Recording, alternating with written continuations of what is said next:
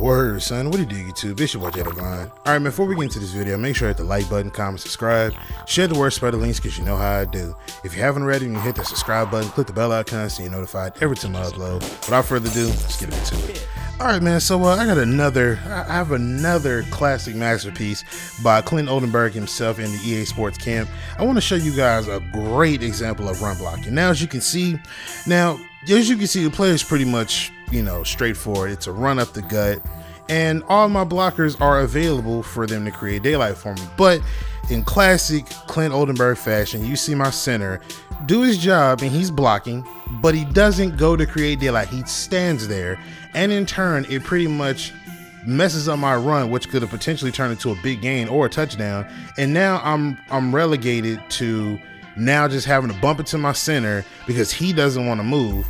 And now I have to suffer or settle. Well, you can say suffer as well. I have to settle for that small minimal gain, which some people would say, oh, well, it's better than nothing. But that's not the point.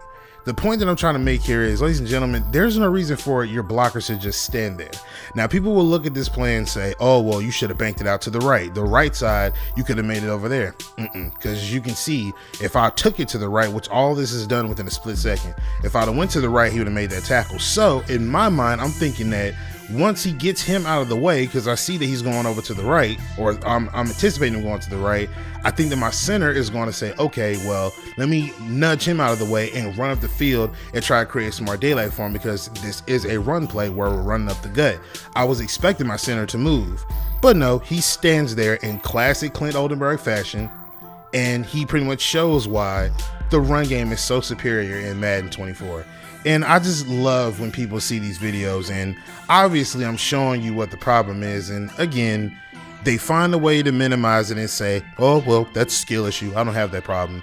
And it's just like, dog, like, what world do you live in? Like, do you really honestly believe that because this doesn't happen to you, or it happened to you but you just chose to ignore it, you really think that it doesn't exist? Like, Madden has made it to where players will say certain stuff because it hasn't happened to them, that oh, well maybe it's just your game, or it must be on PlayStation, must be on Xbox, it must be on PC because I don't have those problems. And it's just nasty work. It's completely nasty work.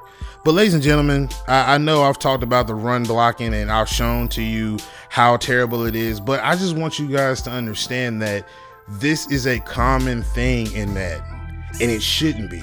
There's no reason for other Madden titles that did it better, or there's no reason for other games that are generations behind on consoles that they end up doing it right and they set the standard. There's no reason for us to have a more powerful console and more horsepower to do what we need to do, and you guys still can get down to the basic necessities of X's and O's football. There's no excuse for it.